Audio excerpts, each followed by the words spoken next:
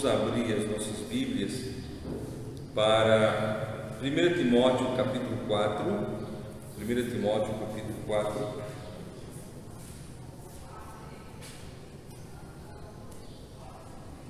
Quando os irmãos se encontram, eu peço aos irmãos que orem. Nós à noite vamos finalizar aquele assunto que iniciamos sobre o último domingo do ano, como será a programação. À noite nós estaremos finalizando esse tema e norteando como será. Vamos estar orando também por isso, amém? Agradecer a Deus também. Tivemos o serviço da União Feminina na casa da irmã Giovanni, pelos relatos que recebi, foi uma bênção. Então, que Deus esteja abençoando também esse departamento da igreja, para a honra e glória do nosso Deus. Os homens só retornaram a atividades em janeiro. Que Deus esteja também abençoando o departamento dos homens para a honra e glória de Deus. Amém? Eu vou pedir a minha filha para providenciar um pouco de água para mim. Vou dar uma.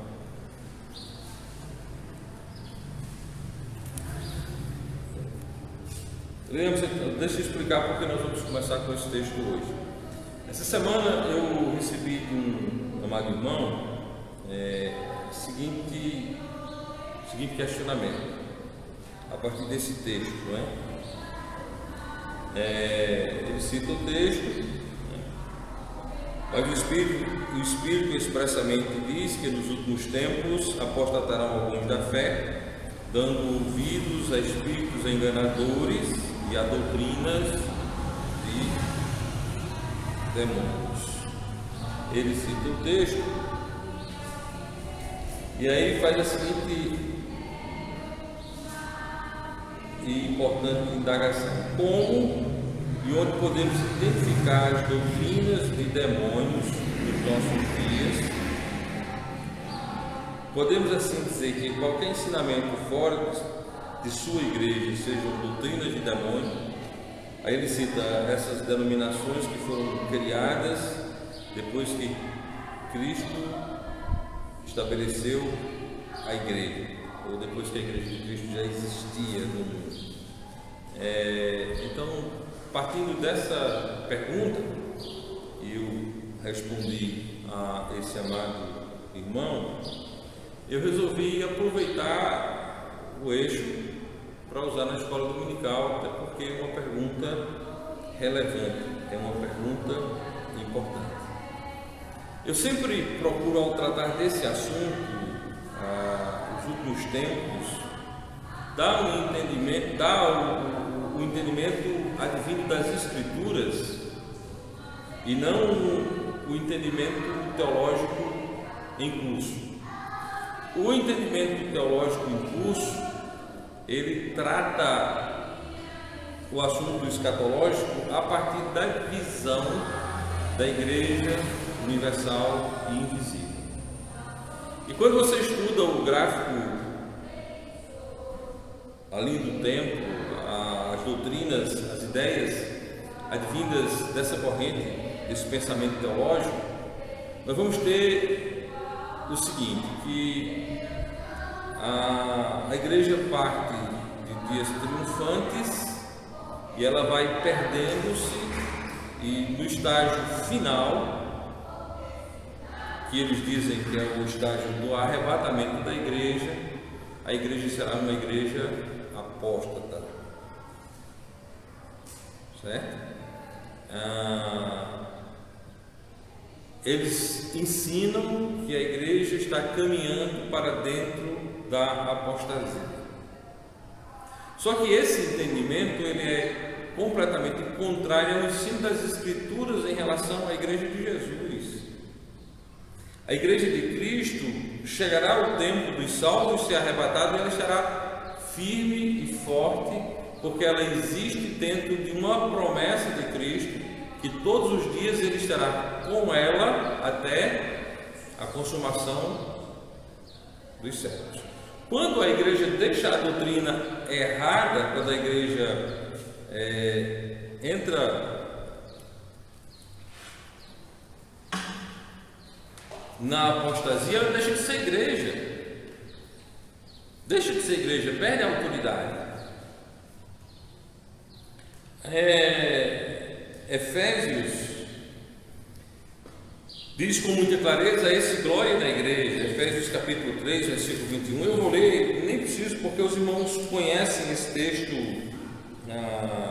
decorado, mas é importante estarmos voltando sempre por ele, porque ele é um texto norteador da doutrina da igreja do Novo Testamento. Efésios capítulo 3, versículo 21 diz: a esse glória na igreja por Jesus Cristo em todas as gerações, para todos sempre.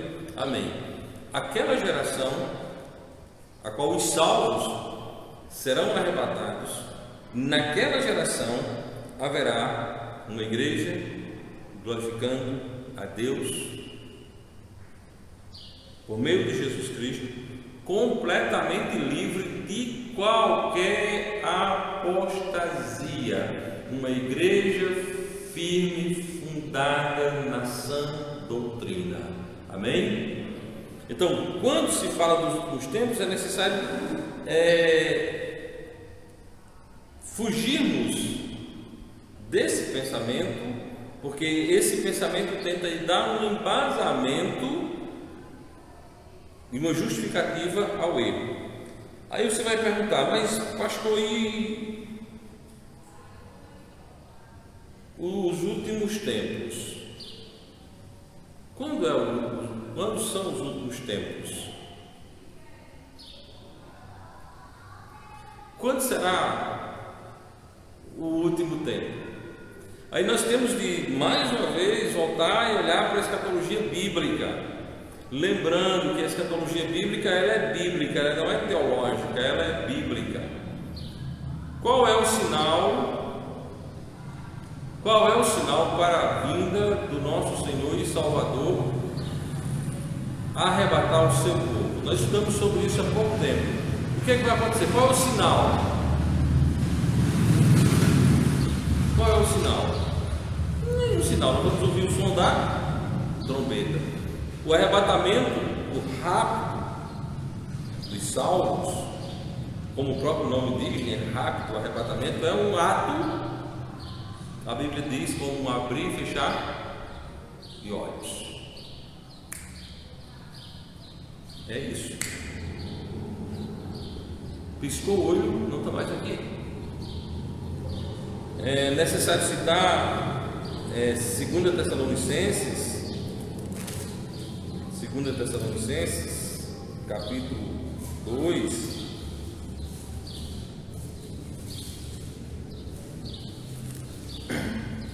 Ninguém de maneira alguma vos engane, porque não será assim,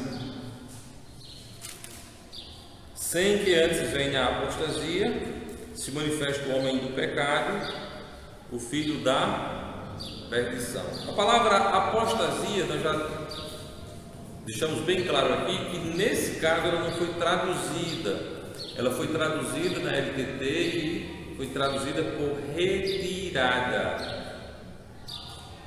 Então o texto diz: venha a retirada dos salvos.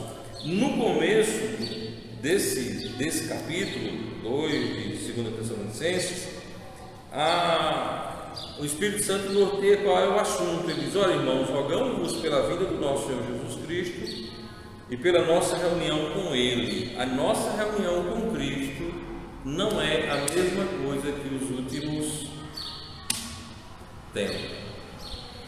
O último tempo, ele é como a última hora, certo? Ou seja, nós estamos vivendo os últimos tempos. Desde que Cristo subiu ao céu, nós temos um parar cronológico nas profecias.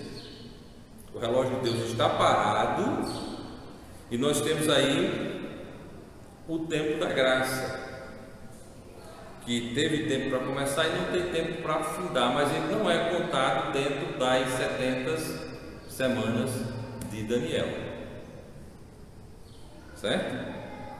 não está contado nesses 70 semanas de Daniel. Então, nós estamos aqui, a qualquer momento, a um passo para que venha a tribulação e o milênio. João, já no primeiro século, trata essa dispensação como a última hora. Veja aí 1 João capítulo 2, versículo 18.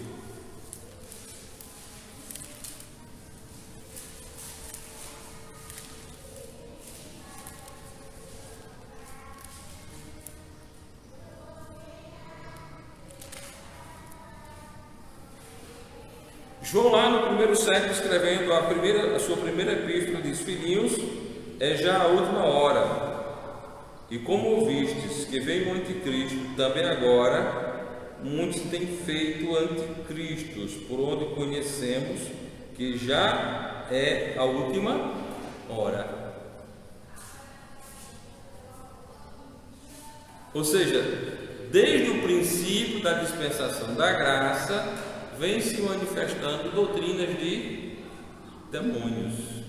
Por isso que é importante fugir do ensino teológico da Igreja Universal, que parte de uma igreja triunfante para uma igreja decadente. Aquela igreja que ele chama a igreja primitiva, era a igreja pura, e aquela igreja ela foi se diluindo, e cada passo ela vai se tornando mais fracas, com raríssima exceção.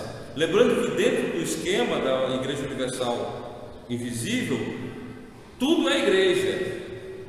Uma igreja batista tem pessoas da Igreja Universal Invisível, uma igreja pentecostal tem pessoas da Igreja Universal Invisível, uma igreja protestante tem pessoas da Igreja Universal Invisível. Os desigrejados fazem parte da Igreja Universal Invisível, certo? Então, essa salada era pura lá atrás, e ela vai cada vez mais se enfraquecendo até que Cristo venha, certo? Mas o entendimento das Escrituras não é esse. João aqui no primeiro século está dizendo que já é a última hora, certo? Agora tem dois textos que é interessante passarmos por ele e depois entrarmos exatamente na questão das doutrinas. Gálatas capítulo 4, versículo 4. Gálatas 4, 4.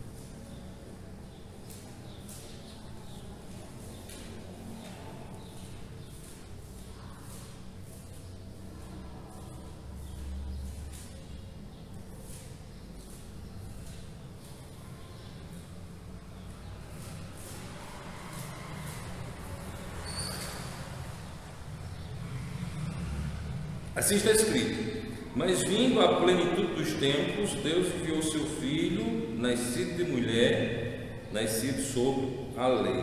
Mas vindo à plenitude dos tempos. A palavra aí, plenitude, ela tem as seguintes possibilidades: algo que está cheio. Algo que está cheio, como por exemplo um navio cheio, certo? Um caminhão que está cheio,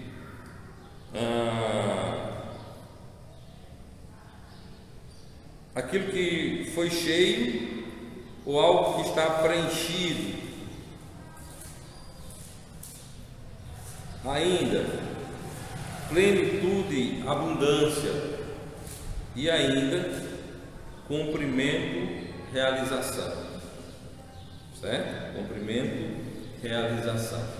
Então, a plenitude dos tempos, cumprimento dos tempos, certo? Poderia ter sido traduzido também dessa forma: cumprimento dos tempos, certo? Que colabora com o que João disse, a última hora.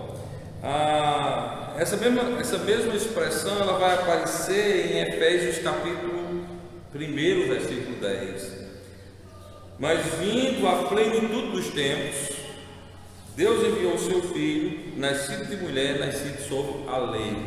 Aí, se você olha para o quadro escatológico da dispensação, nós estamos vivendo exatamente a dispensação da graça, que é exatamente a dispensação do cumprir-se do tempo do reino messiânico, certo? Como eu já disse, esse período da graça ele não é contado nas 70 semanas de Daniel, certo? Então houve uma pausa no relógio de Deus, vem o período da graça, que não é contado, certo? Que não tem fim, digamos assim, não tem um fim, é aberto até a vontade de Deus. Deus não determinou quando Deus não revelou quando ele chegaria ao fim. Esse tempo não é um tempo contado. Então, nós estamos vivendo o período da plenitude dos tempos, do cumprimento dos tempos. Nós estamos vivendo, como disse João, que é a linguagem mais apropriada, a última hora, certo? A última hora. Mas ninguém fica esperando agora, na última hora, aqueles sinais que aparecem em Mateus capítulo 24. Porque aqueles sinais só ocorrerão depois da retirada dos salvos, certo? Depois da retirada. É muito importante. Eu estava pesquisando sobre esse assunto ontem, e o que tem de texto, de artigo, colocando aí o Covid como sinal para a vinda de Jesus Cristo, certo? Não é brincadeira. Lembrando que nesse período da graça, a manifestação do anticristo ela aparece. Por isso que muitos se têm feito os anticristos, mas ainda não é o homem do pecado, certo?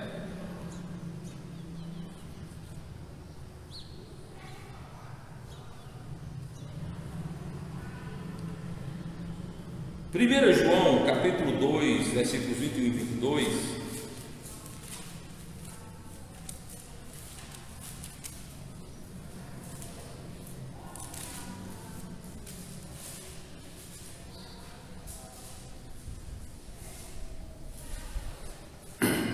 Aí nós vamos entrar exatamente no assunto de doutrinas de espíritos enganadores e doutrinas de demônios.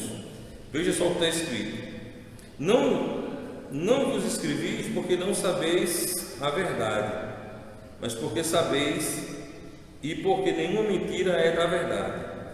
Quem é mentiroso senão aquele que nega que Jesus é o Cristo, é o anticristo. Esse mesmo que nega o Pai e o Filho. Eu vou reler o versículo 2. Quem é mentiroso senão aquele que nega que Jesus é o Cristo, é o anticristo. Esse mesmo que nega o Pai e o Filho, certo? Que nega o Pai e o Filho. Então, as doutrinas de demônios, elas ocorrerão a partir da negação da verdade, a partir da expansão da mentira. Toda mentira em relação à palavra de Deus, em relação ao Evangelho, é uma doutrina falsa, uma doutrina contrária à sã doutrina, certo?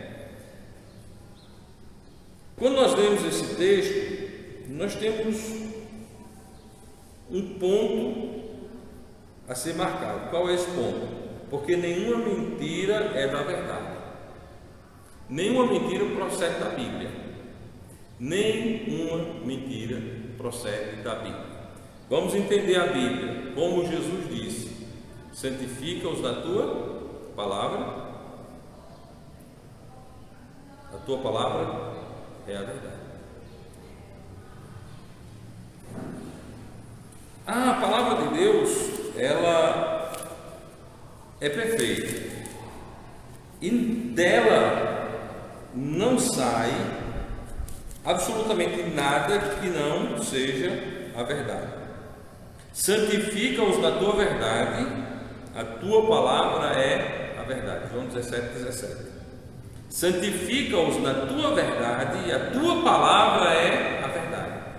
Então da Bíblia não sai mentira. Tudo que é extra bíblico pode ser uma mentira. Por que eu estou dizendo que pode ser uma mentira? Porque tem algumas questões que são extra bíblicas, no sentido de fatos que ocorrem na sua vida, na minha vida, que aconteceram, não são mentira, são fatos. Mas quando vem qualquer ensino contrário à Bíblia, procede da mentira, não é verdade. A afirmação de João, ela é pertinente e conclusiva. Ela é pertinente, profunda, radical, e ela é conclusiva. Ela não abre margens para um debate. Ela é direta. Porque nenhuma mentira é da verdade.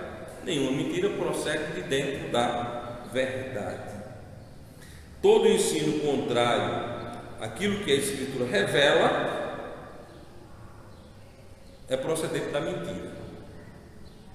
Todo e qualquer ensino que seja contrário ao ensino da Bíblia, ele é procedente da mentira. Vamos observar aqui dois pontos. Quais são as fontes, ou qual é a fonte da mentira? De onde vem a mentira? Quando se diz de onde vem a mentira, automaticamente João 8:44 vem em nossa mente, né? O diabo é o pai da mentira, certo? Mas aí cabe a seguinte questão: a Bíblia só trata o diabo como mentiroso? Trata o homem também como mentiroso. Então nós temos, biblicamente falando, duas fontes para a mentira. A primeira fonte para a mentira, o diabo. A segunda fonte para a mentira, o homem. Vamos colocar a Bíblia nesses dois pontos.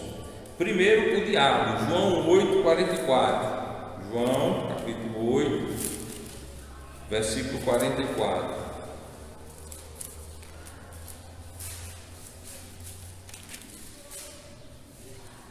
Diz o seguinte: vós tendes por pai ao diabo, e quereis satisfazer os desejos de vosso pai. Ele foi homicida desde o princípio e não se firmou na verdade, porque não há verdade nele. Quando ele profere mentira, fala do que ele é próprio, porque é mentiroso e pai da mentira. O diabo é mentiroso e o diabo é pai da mentira, certo? Então a fonte original da mentira é o diabo, certo? Então nós temos aí a primeira fonte para a mentira. A segunda é o homem. Tem algum texto bíblico que diz que o homem é mentiroso? Nós não vamos encontrar nenhum texto bíblico dizendo que o homem é mentiroso desde o princípio, porque o homem não foi criado mentiroso. Nós não vamos encontrar nenhum texto bíblico dizendo que o homem é o pai da mentira, mas nós vamos encontrar em Romanos capítulo 3, versículo 4, a declaração de Deus dizendo que o homem é mentiroso.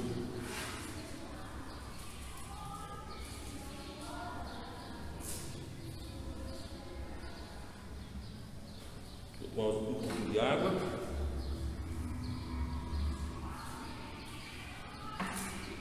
Assim está escrito, Romanos capítulo 3, versículo 4: de maneira nenhuma, sempre seja Deus verdadeiro e todo o homem mentiroso, como está escrito, para que seja justificado em tuas palavras e venças quando fores julgar todo o homem mentiroso. A Bíblia diz que o homem é mentiroso. Então nós vamos ter aí duas fontes para mentiras espirituais. Primeiro, o diabo. Segundo, o homem. Com essa informação para duas fontes de mentiras, nós chegamos à seguinte conclusão: que nem toda doutrina errada tem como fonte o diabo. Nem toda doutrina errada tem como fonte o diabo. Isso significa dizer que outros agentes podem serem criadores de falsas doutrinas. Vamos olhar na Bíblia se há base para isso, e que homens podem criarem falsas doutrinas. Colossenses capítulo 2, versículo 22.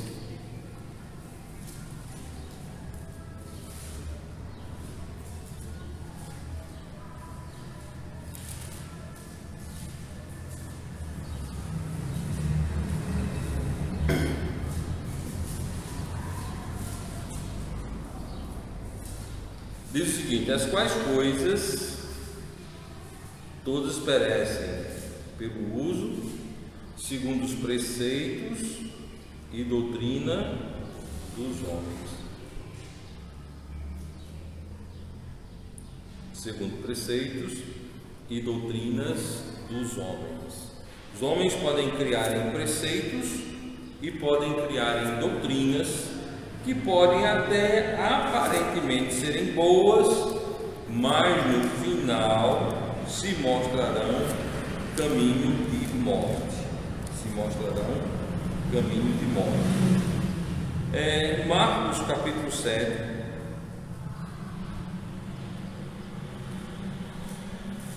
versículo 7. Esse texto aqui é mais conclusivo e ele sai da boca do próprio Senhor e Salvador Jesus Cristo. Nesse texto o Senhor diz: em vão, porém me honram, ensinando doutrinas que são mandamentos de homens. Vamos ler o versículo 8 para a gente entender o contexto. E ele respondendo disse: bem profetizou Isaías acerca de vós, hipócritas, como está escrito: este povo honra-me com os lábios, mas o seu coração está longe de mim. Em vão, porém, me honram, ensinando doutrinas que são mandamentos de homens. Preste atenção que esse grupo a quem o Senhor se remete não estava honrando a Satanás, estavam honrando a Deus, mas honrando de maneira errônea. Por que de maneira errônea? Porque deixaram a segurança da palavra de Deus e se apegaram a preceitos humanos. É exatamente esse o entendimento do Senhor demonstrado no versículo 8. Olha o que ele diz: porque deixando o mandamento de Deus, ou seja, deixando a palavra de Deus, retendes as tradições dos homens, como lavar dos jarros e dos copos, e fazeis muitas outras coisas semelhantes a estas. Certo? Então existe sim a tal da doutrina do homem. Mateus capítulo 15, versículo 9. Mateus 15, versículo 9.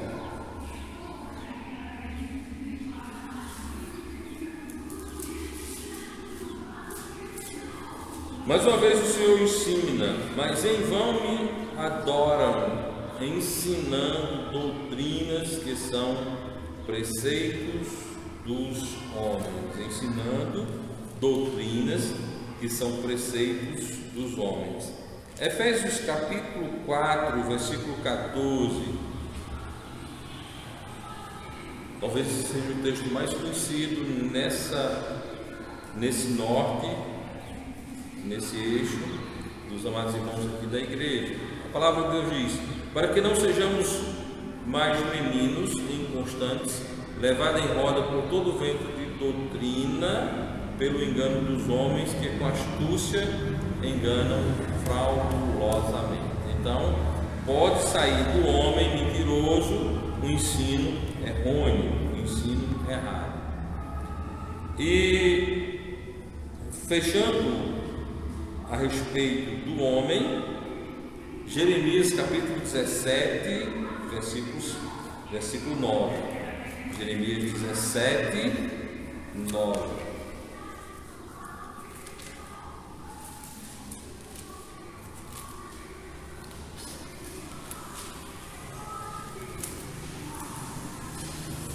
A palavra de Deus diz: enganoso é o coração, mais do que todas as coisas, e perverso, quem o conhecerá? Amados irmãos, toda vez que nós estamos nos preparando para subirmos aqui na plataforma, tem alguns que dizem que é no altar, né? Na igreja do Senhor não tem altar, amém? Quando nós estamos nos preparando para subirmos aqui à plataforma, para pregarmos a palavra de Deus, e quando nós formos pregar em casa ou em qualquer outro lugar, nós estamos ensinando aos nossos filhos, ou evangelizando, ou estudando a Bíblia, nós devemos ter muito cuidado com o nosso coração, para que ele não queira lançar engano para a nossa mente, e que esse engano lançado em nossa mente venha a sair por nossa boca e nós estejamos ensinando preceitos que não são das Escrituras. Enganoso é o coração, mais do que todas as coisas, e perverso, quem o conhecerá? Que Deus nos ajude a nos mantermos puros em nosso coração, no que diz respeito a todas as coisas da nossa vida, mas principalmente no que diz respeito ao ensino da palavra de Deus. Pois se nós errarmos na nossa vida pessoal, causaremos um dano imenso, um dano imensurável, mas somente a nós. Agora, se nós errarmos com o nosso ensino, nós atingiremos as outras pessoas ensinando caminhos que são falsos. Então devemos ter muito cuidado. Por isso que a Bíblia diz: tem cuidado de ti mesmo e da doutrina. Cuidado com a vida prática e cuidado com a doutrina, para a glória do nosso Deus. Seguindo, já vimos que não só as doutrinas erradas não nascem só da cabeça de Satanás, nascem também da cabeça dos homens, certo? Mas já vimos que quem é mentiroso, senão aquele que nega que Jesus é o Cristo.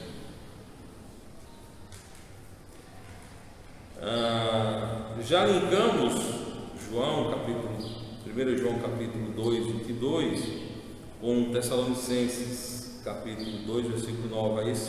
Aliás, não fizemos isso ainda, vamos fazer agora. O 2 Tessalonicenses capítulo 2, 9. A esse cuja vida é segundo a eficácia de Satanás, com todo o poder e sinais de prodígios de mentira, certo? Ou seja, o anticristo, ele vai operar todos os poderes da mentira, mas a palavra de Deus diz em Tessalonicenses, 2 Tessalonicenses, que essa estrutura já trabalha, essa estrutura já está agindo na terra, né? Já está agindo na terra. No versículo 7 diz: porque já o mistério da injustiça opera, somente há um que agora o retém, até que do meio seja tirado. Até que do meio seja tirado. Então veja bem, a palavra do nosso Deus, sendo bem clara aqui, esse ministério do poder da mentira já opera na face da terra, porém tem alguém que o retém,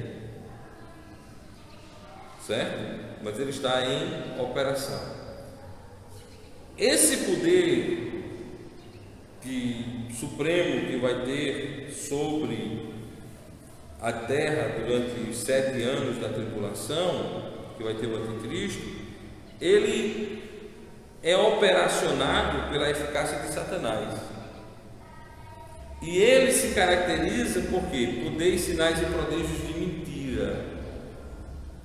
certo? São características desse poder satânico dado ao anticristo, certo? Mas ele já encontra-se em plena operação na terra, sendo controlado pelo Espírito Santo de Deus que habita os salvos na face da terra, vindo a retirada, tirando o sal. Cristo disse que nós somos o que? O sal da terra. Tirando o sal, vai vir o apodrecimento geral, certo? Vai vir o apodrecimento geral, a putrefação geral, certo? Esse texto de Tessalonicenses, capítulo 2 de Tessalonicenses, ele nos dá uma luz em relação à doutrina de demônios, envolvendo esses que são feitos anticristos, como nos mostra João. Todo ensino que tenta desacreditar Deus tem sua origem no pai da mentira. Todo ensino que é contrário a essa doutrina tem sua origem no pai da mentira. Gênesis capítulo 3, versículos 4 e 5, por favor. Gênesis capítulo 3, versículos 4 e 5.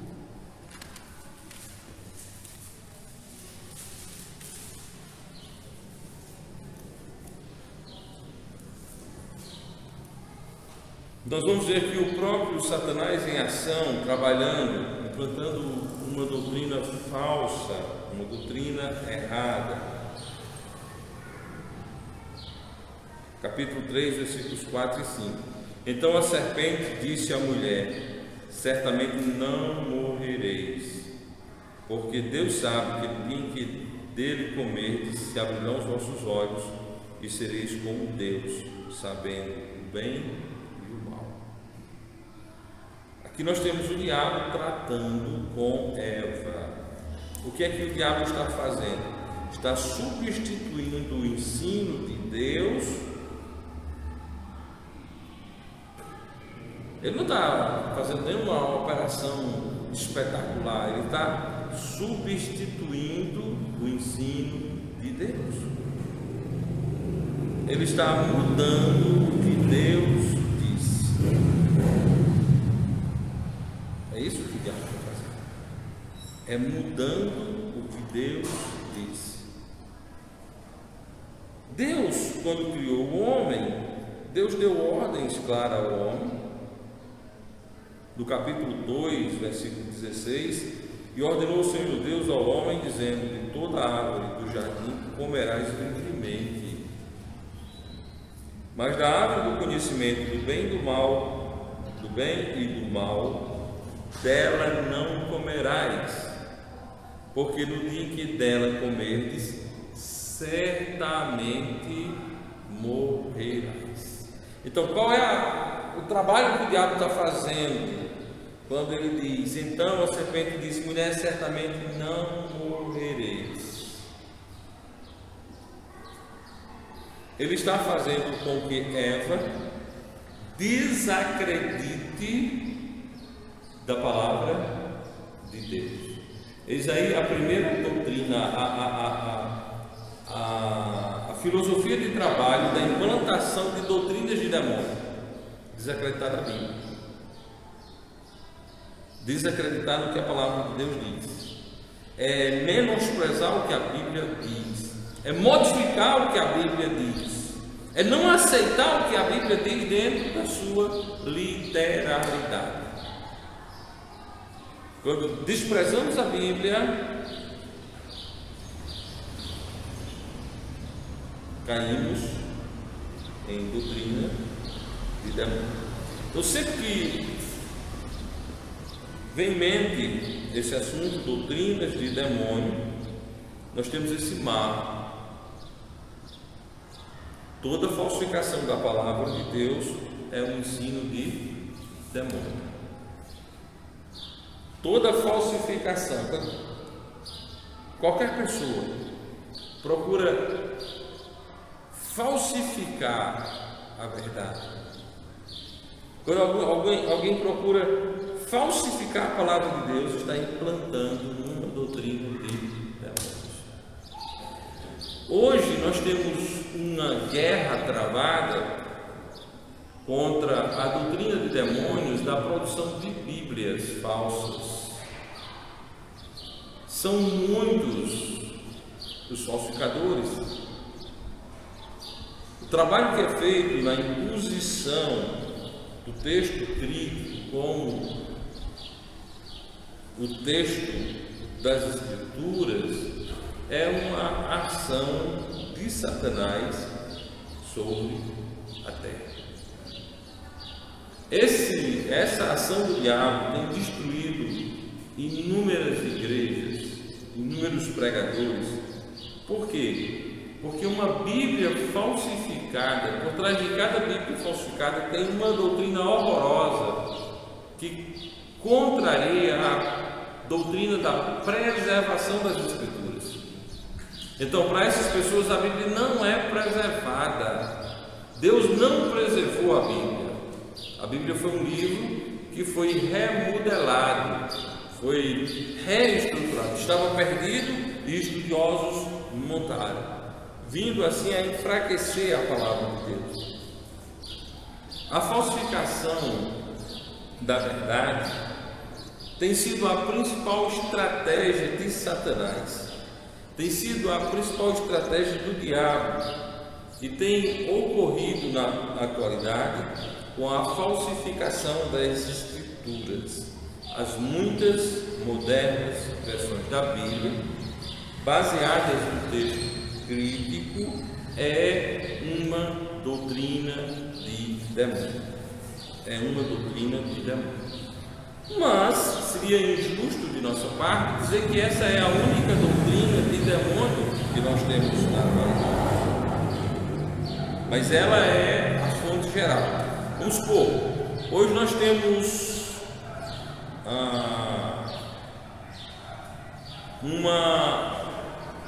uma perspectiva de empoderamento feminino onde as mulheres pretendem o pastorado. E igrejas têm se colocado abertas a essa posição de mulheres poderem serem pastores. Aí você diz, mas o que tem a ver isso com a negação das Escrituras? A Bíblia diz que a mulher deve estar calada na igreja, que aprenda em silêncio, que pergunte ao marido.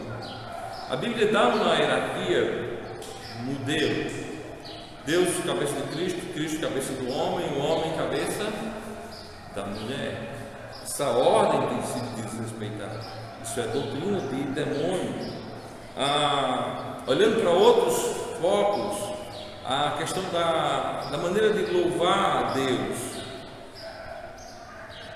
A maneira de louvar a Deus, louvar do jeito que eu quero. É diferente do jeito bíblico.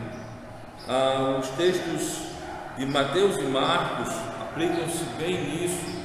Homens querem louvar com a boca, mas negando a doutrina, negando o ensino de Jesus.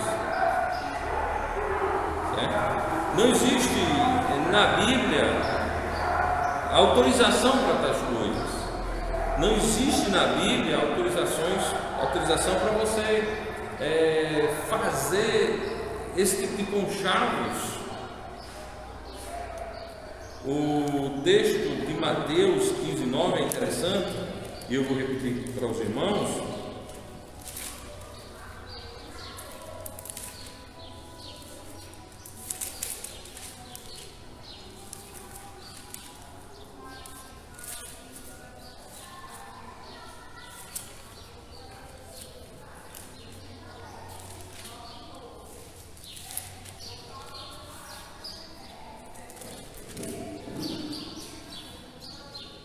Mas em vão me adoram ensinando doutrinas que são preceitos de homens. Versículo 8: este povo se aproxima de mim com a sua boca e me honra com os seus lábios, mas o seu coração está longe de mim. Certo? Então nós não podemos, irmãos, mudar o que a Bíblia diz porque nós queremos. Mas eu gosto assim, eu quero assim, é bom assim, assim é produtivo. Não, irmãos, só tem um jeito de concordância plena, total e absoluta com a palavra de Deus. Agora, dentro dessas linhas todas, aí você vai ter algo muito interessante para ser observado, que são as ações no Espírito, né? A palavra de Deus diz em 2 Coríntios capítulo 7, 2 Coríntios capítulo 7, versículo 1.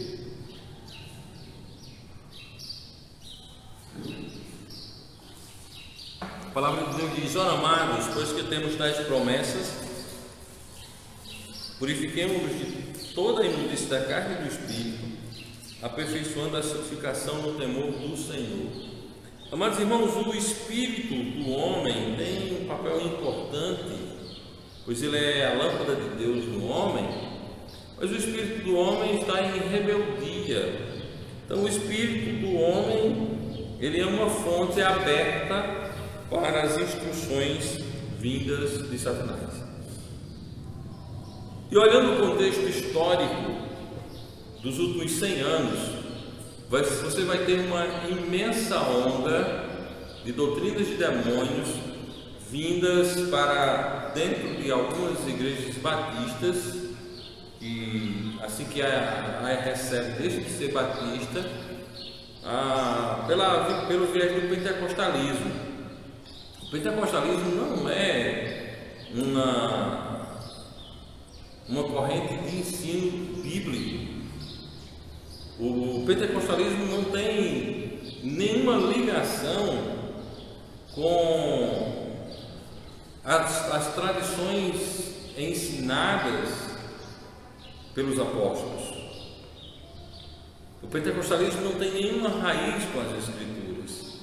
Ele nasceu debaixo de uma rebelião e ele continua em rebelião. Lembrando que quase todos os graves e grandes erros que têm chegado até as igrejas batistas passam ou vêm de lá. Essa semana eu li um artigo, eu até coloquei na página da igreja, na internet, no Facebook, ou foi na minha, mostrando uma situação nos Estados Unidos em que duas igrejas chamadas de batistas aderiram às práticas do carismatismo, as práticas carismáticas. As práticas carismáticas, elas são diabólicas, certo? Todo o ensino desse universo pentecostal carismático são doutrinas diabólicas. Falar em línguas, revelações, a palavra tem poder, toda essa gama de coisas tão valorizadas, batismo com o Espírito Santo.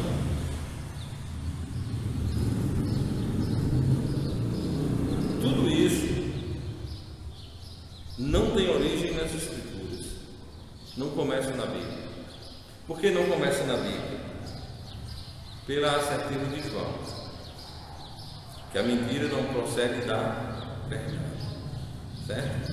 Esse povo negam a Cristo quando eles dizem que o crente pode perder a sua salvação. Enquanto que a Bíblia diz que o crente é uma vez salvo e salvo para sempre, esse movimento religioso diz que Cristo salva o pecador, mas só aquele que perseverar será salvo, tirando um texto do contexto, tirando um único texto do contexto, do seu contexto. Então, negam, e negar a vida eterna do crente, incapaz de ser perdida, é negar a divindade de Jesus, é negar a divindade de Cristo. Tito, capítulo 1, versículo 2, diz o seguinte: a esperança de vida eterna, a qual Deus, que não pode mentir, prometeu antes dos tempos dos séculos.